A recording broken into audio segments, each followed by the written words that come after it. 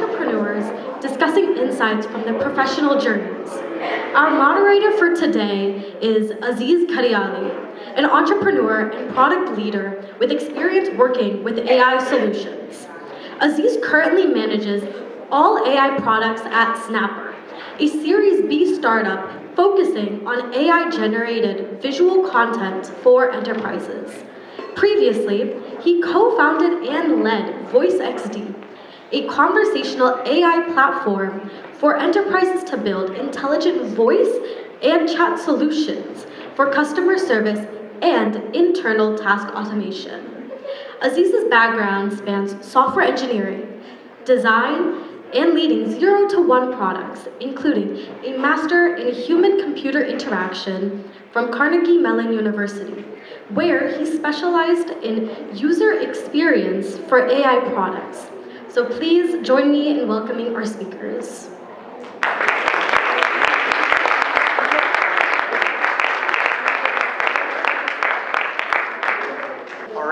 Very excited. Thank you, Insia, for the intro, and yeah, super excited to be up here with all of these incredible people today to talk about youth careers. And so, yeah, I'd love to just kick it off by allowing our panelists to introduce themselves. So, Arman, if you want to start. Sure. Hi, my name is Arman. I'm the founder of Brisk, an AI tool for teachers that helps them save time across things like lesson planning and grading. My background, I studied computer science at Berkeley. My first job was at the White House, and then the Chan Zuckerberg Initiative, where I spent 5 years leading an education team, and then I founded Brisk in 2022. 23, actually. 2023. Feels like 2022. Hi everyone, my name is Areeba. I studied at American University in Washington, D.C., where I spent a lot of time working at some lobbying firms and congressional campaigns.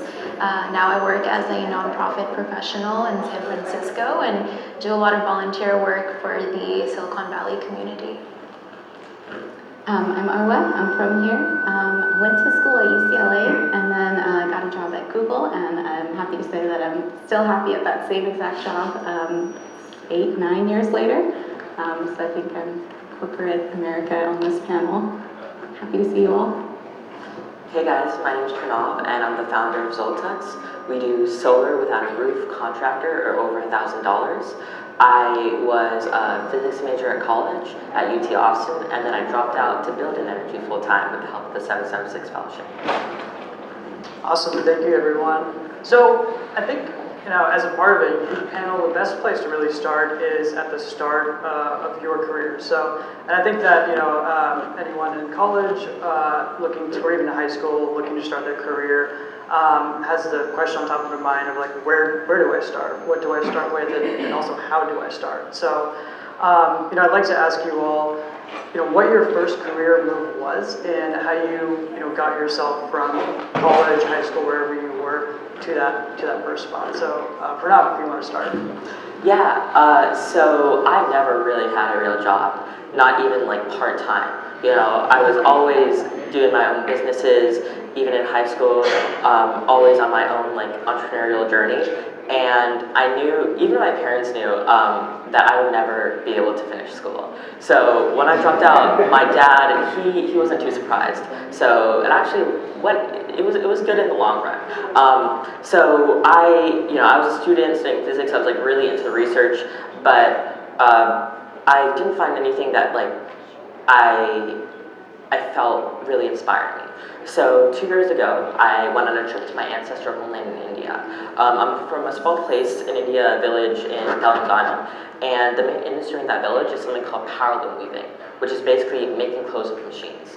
And there was a situation that happened where the government wasn't able to bring our people power, which led to our people not being able to work, which made them fall into really bad debt, which ultimately led to hundreds of deaths within just a few years in my tiny village, including some of my family members. So ever since then, it's been my mission to ensure that what happened to my people can never happen again. And I initially started by making this company that would sell software for microgrids, which are smaller versions of the grid. And we were selling to utilities and governments, and I had this really idealized version of what energy and what entrepreneurship would look like, right? It was like, if we can make it 30% better, if we can make it 50% cheaper, if we can make it faster, why wouldn't anybody do this? And I quickly found out why, right? Because when you're selling to utilities and governments, it's so top down. You have to get so many permissions, and there's so many factors that stop them from actually moving and doing things that are good for the people and good for the community. And that's when I decided to start my other company in November. I licensed technology from my old one, and we make solar a reality for everybody. And we approach energy bottom up instead of top down. We bypass utilities, we bypass all the red tape, and we're really passionate about creating this world where we have a decentralized energy grid and we liberate people from the tyranny of centrality. Because I've been, me and my family has been a victim of that myself. So it's just like really about, I don't know, seeing something wrong with the world and then having nothing else that I've ever, having nothing else that I ever want to do except fix that problem.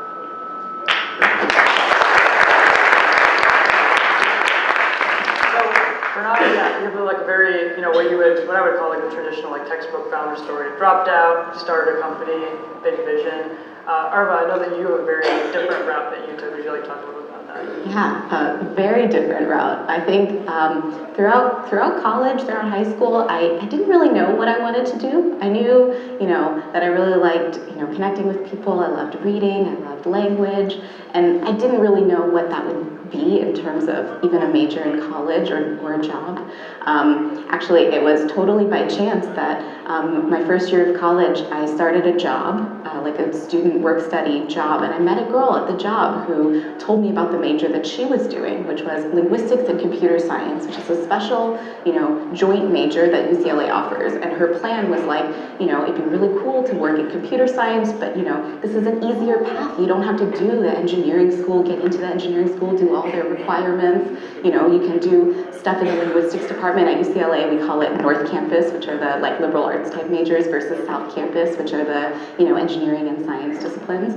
And she was like, do you want to just take the first class with me? And so I was like, okay, sure. So we signed up for the first, computer science class together. I think we had already taken the first linguistics class. I loved the first linguistics class. And our process in that first computer science class was, it was really hard, it was challenging, we didn't know what to do. And, throughout the quarter, basically she had to late drop the class because it was way too hard for her. She hated it, it was awful, but it was kind of okay for me. And so we finished that quarter, she dropped out, she switched to a different major, but I basically took her plan, and she's still one of my closest friends to this day. And it was a little bit different path to getting to computer science than I think most people have in college. Like I didn't go in with that plan. And the summer after sophomore year, everybody was saying, like, what are you going to do? Beta? Like, apply for something, do something. And, this is the advice I always give people is use what you have. And what I had at that time was my dad was working with a guy who worked at Google and could submit a referral for me to be an intern that summer. And, it was total toss-up. We didn't know what would happen, but we figured, like, okay, let's do it. Of course, I procrastinated the application, but it got submitted. And, I got an internship. And the point for the internship for me was really, like, can I actually do this day to day? It's different doing it, like, as projects, as homework. Like, can this be a real job for me? I have to say I completely fell into it by accident, but it worked out. It was okay. I'm an okay engineer. I'm not the best engineer in the world. I tell my team members all the time, like, I can't write as good of code as you.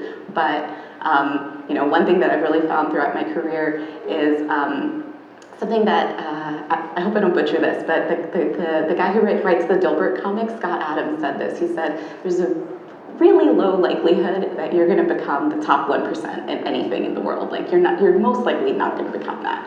But what you can do is come up with, like the Venn diagram of stuff. Be in the top 20% of two different things, and then see how those two different things overlap, which for him was, of course, a career in corporate America and being okay at drawing.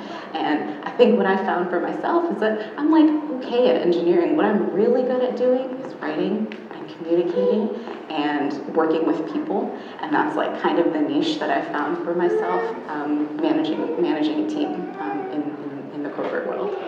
So that's me.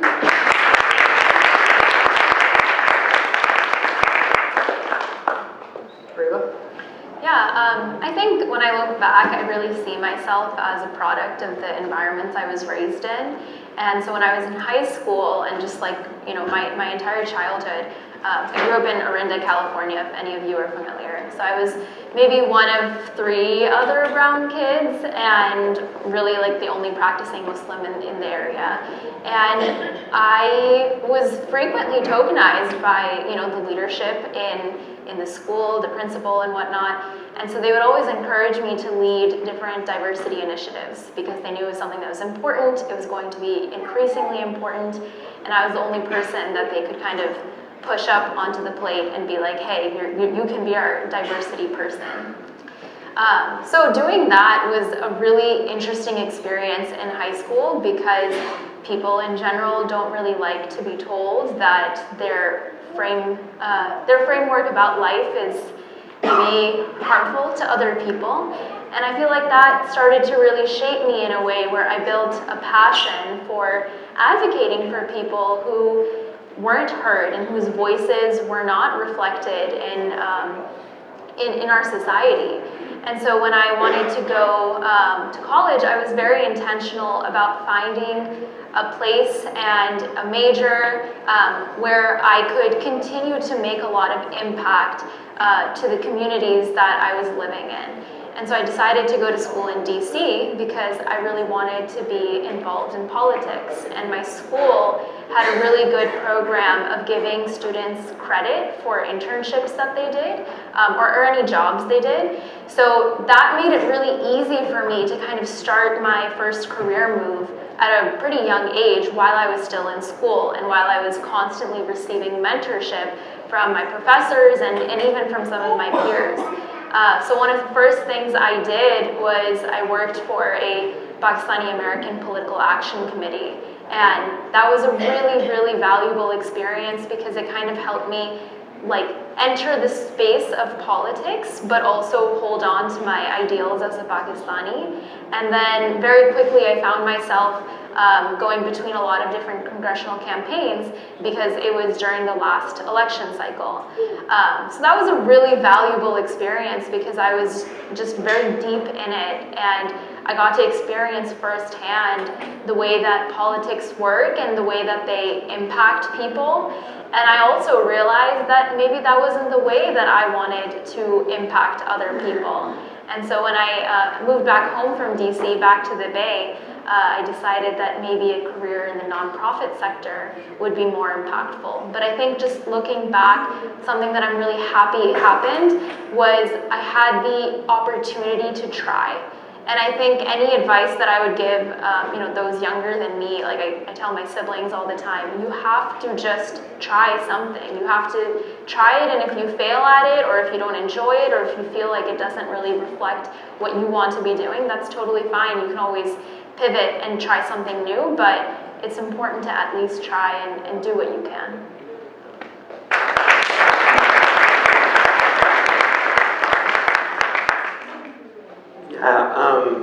It's interesting. I feel like I've made a lot of important life decisions on very arbitrary and random things that have happened in my life.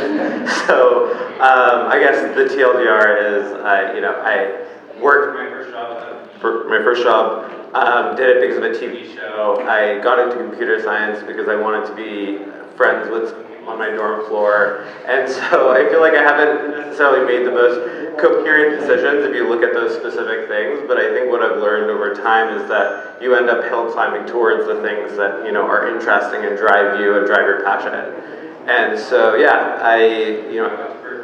I entered as a political science major. I was really interested in social justice in high school, and the first political science class I took, I just hated.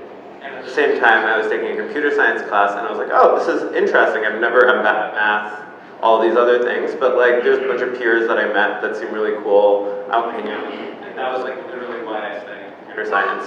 And then later on, my favorite show growing up was The West Wing. It centers a bunch of political operatives in DC, and I really wanted to be one of the characters, and so I spent I applied 3 times to basically be in the office of the Chief Technology Officer in the Obama administration, and the 3rd time I finally got the fellowship.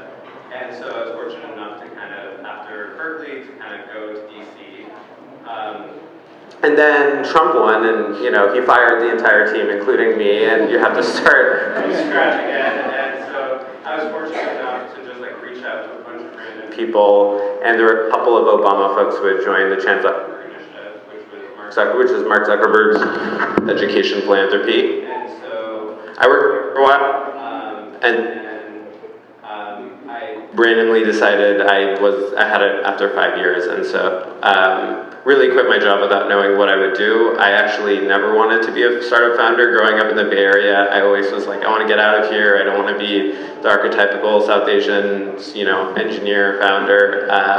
But ended up finding that, sometimes the things that you enjoy the most are the things that'll surprise you. And so, I was able to combine my interest in education. I really find it interesting, but it was totally random how I got into education. And being able to combine that with founding a company, which I realized that I really enjoy product design and building product. And so was able to find this place right now, but I felt like there were a lot of twists and turns that made no sense in the short run, but in the long run, I feel like you find your passion. So.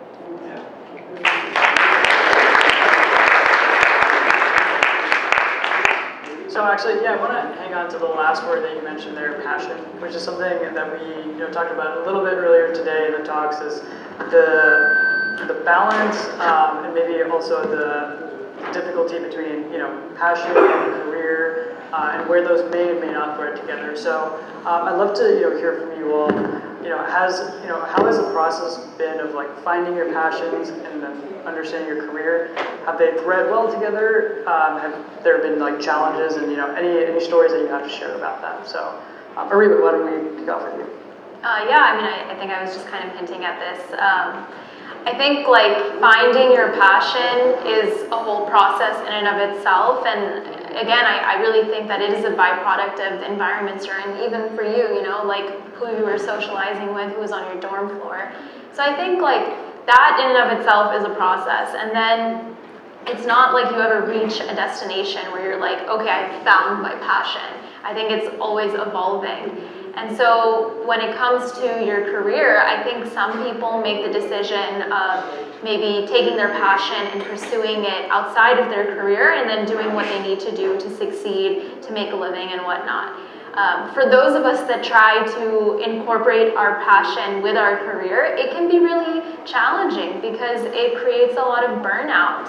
As I was mentioning, when you work in politics and when you work in social justice, often your identity can be used against you. It can be polarized, it can be politicized, and that is a very exhausting feeling. And when you feel like you're working really hard to advocate for yourself and for other people, and people are constantly putting you down, it's not a great feeling, and you question whether you should even be pursuing your passion through your career. So I think it partially depends on what your passion is and how that could impact your career. I think in politics it's a very nuanced, because it is very relevant to who you are and your identity. But I'm sure in other situations it may not be like that. But then again, there's a lot of different ways to pursue that. So working in the nonprofit industry, I think it allowed me to kind of put my identity a little bit on the side so that I wasn't front and center, and just do something that was for the good of people without necessarily being the one on the front end of things. And so I think right now I'm in a place where I feel really happy to be able to make that impact and pursue my passion. But I'm kind of at a crux right now where I'm not necessarily using the skill set that I'm good at. And so it's a constant journey of yes, now I'm bringing in my passion, but maybe I'm not bringing in the best expertise. Maybe I'm not growing, or maybe I'm not being challenged enough. But I kind of think that's the beauty of life and just our entire career journey, that it's always just finding that balance of how do you incorporate both passion and career and your skill set. I really liked what you said. I think, one thing I'll add is that sometimes when you're pursuing your passion as a career, you take the failures to heart in a way that you sometimes don't if you're, just doing a job to do a job. And so that's something you have to keep in mind. You have to know what your values are, what's important to you. Is that what's important to you? And if so, affirm that for yourself, even when there's failures, even when it's not going well.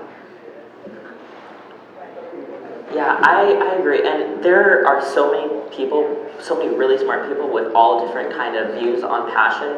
Like all of us, I think we have different views on passion, and then Mr. Ghadiali, he had a different view on passion, and my view is that mission is the most potent form of passion, right? Because no matter what you do, if you're really putting yourself out there, it'll be really, really hard, and it'll be really tough, but as long as you have a mission, a North Star to come back to, then you can still keep going.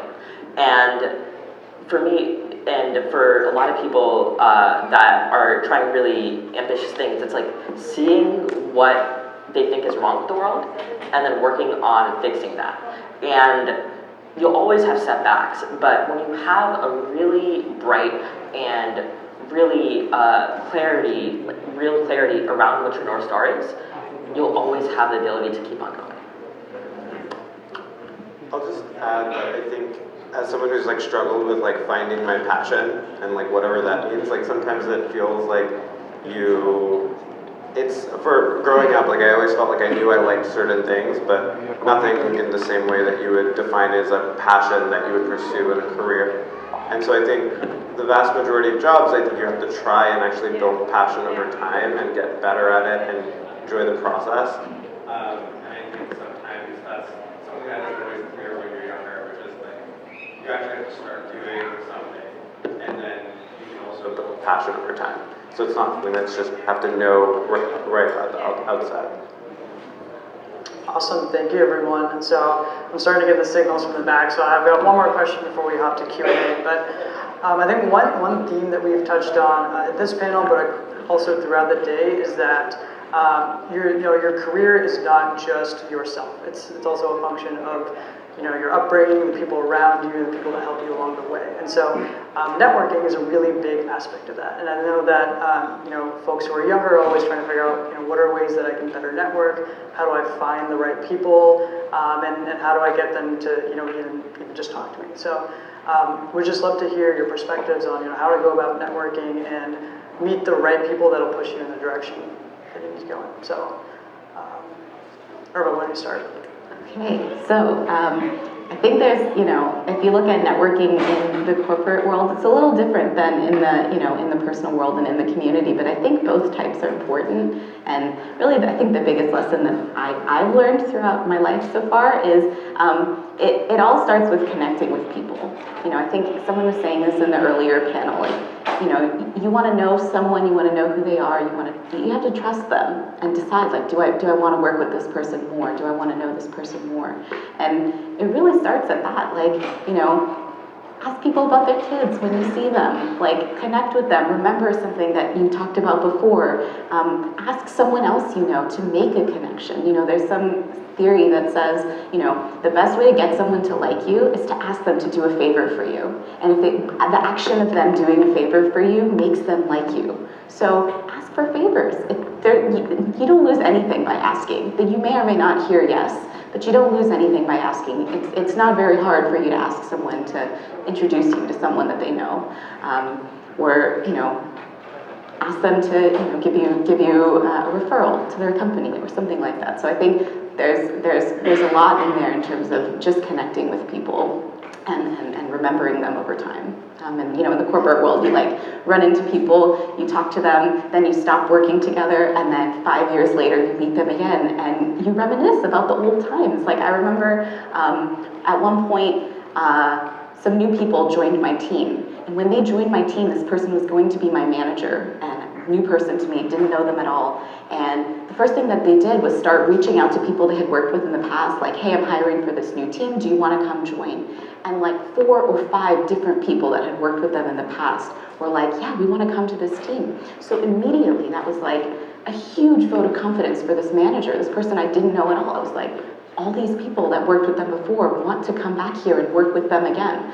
This is a good person. I want to know this person. I want to learn how to be like this person. So those are really the kind of things that that matter, and like stay connected with people, have lunches with people. Yeah, that's what I would say. I really like what you said, because I think sometimes we think that networking is like this formulaic process, and it's actually something that's significantly more organic than we think it is. And I think being part of something, being part of a community, an organization, is something really valuable. Volunteering is really valuable because it allows you that organic opportunity to really connect with people. I've had my most success with networking when I have been volunteering at an organization, or maybe I've been leading a team, a volunteer team, but just working on them with a project. And then you get to know them in a very unique way. You get to understand their work ethic, and you're able to trust them. And you're able to count on them, and it's easier to ask for favors. So that's one really valuable thing that I've learned kind of outside of work. But at work, I think what you said about asking questions about their personal life, that is also so valuable, because I think sometimes we think we shouldn't be asking personal questions, but it's that personal connection that makes you tied to another person. And people don't have a problem sharing who they are if you make them feel comfortable. So I think mainly try to create an environment that's organic, but also makes people feel safe enough to be able to trust you. Yeah, I would just add on to that. I think the organic piece is so important. I feel like in college, I probably reached out to like hundreds or maybe even thousands of people on LinkedIn, and just was like, I'm really excited about what you're doing. Can we just meet for coffee or whatever? And those just generally did not work. I got rejected a lot, and I think the learning, and I really like what Arwa shared, but I would actually share the converse, which is, in addition to asking for favors, I think one thing that I've really found when folks reach out to me or something like that is like, how can I be helpful to you? And it's such an interesting way to like, hey, I'm going to show up and then ask you what you need. And often that is a way to build connection, which is actually to do a favor for someone else. And so, I spent so much time looking for mentors in college because I thought that was like a checkbox thing that you need to have a mentor to tell you what to do. But then it turns out a lot of times when you meet organically, you build a relationship. And so recently I was at a founder dinner, met someone that I really respected, and I basically told him, hey, I think your idea to do this is like not good for X, Y, and Z reason. And he ended up, we ended up becoming, he's now my mentor, but it came from a place of like me giving him advice on a specific thing that I knew a lot about. And so to the extent that as you start to navigate networking and mentorship, really trying to understand what value you can drive for your mentor. Of course, everyone's very altruistic, but often people don't have a lot of time. And so it's often helpful to start from a place of providing some support to them as well. Yeah, and one thing to really echo there, I think, is especially if you want to connect with someone that, you in advance know that, hey, I really want to connect with this person, is always come prepared. What I've found is, going to someone and asking them a question about their career, something that you can find on a simple Google search, usually not the best way to go. You want to go in prepared, knowing that you've done some research, you understand them, and ask them questions that they would be even more compelled to answer. So I think that's one really good way of trying to connect with people, is do your research beforehand as well. Pranav, would you like to add anything to finish? Yeah, so it's about being genuine in everything you do. When you're at these conferences and you're talking to people, I go to all of these, I don't go to any of them anymore, but I used to go to all of these, startup things and these, tech things, because I thought that they would be helpful. But, you talk to somebody, and then they realize you're not an investor or something, and then you see their eyes dart around, right? You might think we don't see that, but, everybody does. And you just have to make sure to be genuine in everything that you do. Some of the meetings that you think might be inconsequential end up being the most helpful, and some of the meetings you put the most effort into you think might be the most important end up being the least consequential. So it's care about every meeting and care about every connection and be genuine in everything you do. Awesome. Thank you all. This is great nuggets of advice.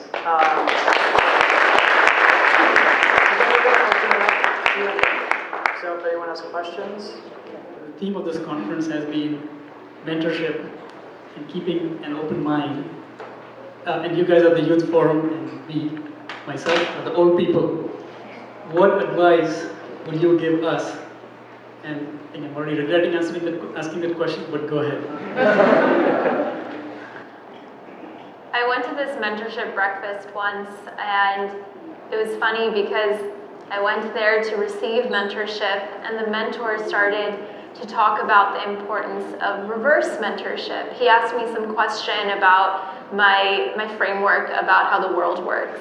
And I kind of went on this long spiel about what I thought in a very philosophical way. And he was sitting there and he was like, it's so important for me to hear things like that because that's not a perspective that I have. And I think that kind of goes back to what you were saying too about like what can we offer other people. And so I think something that's important is remembering that mentorship can be a two-way street, and maybe we are receiving mentorship from someone, but maybe we can also offer some type of support and guidance as well. Yeah, one thing to add on to that is, and one thing we say is, there's two versions of, there's mentorship and then there's sponsorship. And a mentor is somebody that's like helping you typically for some kind of altruistic reason, but a sponsor is somebody who is more successful if you succeed. And it can be somebody like your direct manager or your manager's manager, or it can be someone else in the organization who maybe has some stake in what you're doing, who can pull strings even when you're not around, who can make introductions, who can get you involved in things that they think would be a good challenge for you. But the thing to remember is, like, those people succeed if you succeed. If you're in grad school, you're not just getting mentorship from your advisor. They are also succeeding and publishing papers and doing things on the basis of your work. And it is a two-way street. And, they also gain a lot of things from mentoring younger people, like new perspectives, but also it increases their skills, it increases their visibility, it makes them a better manager to the people that they directly manage. So it's not a one-way street. You're not just asking for something from them. You also have a lot to offer in return, even if you don't see it. Hi, my name is Yasin, and I'm about to be a freshman at college. I was just wondering, since a lot of you guys have gone through college, if there's any class or something you did at college, or even something that you wish you did but didn't have the opportunity to do, that you think best prepared you for your careers? I think the important thing about college is recognizing what you can get, and I'm saying this as a dropout, but the important thing you have to recognize about college is you have to make the most out of your time there, and you have to do what you wouldn't be able to do otherwise. And that's why I became a physics major, right? Because anybody can learn physics.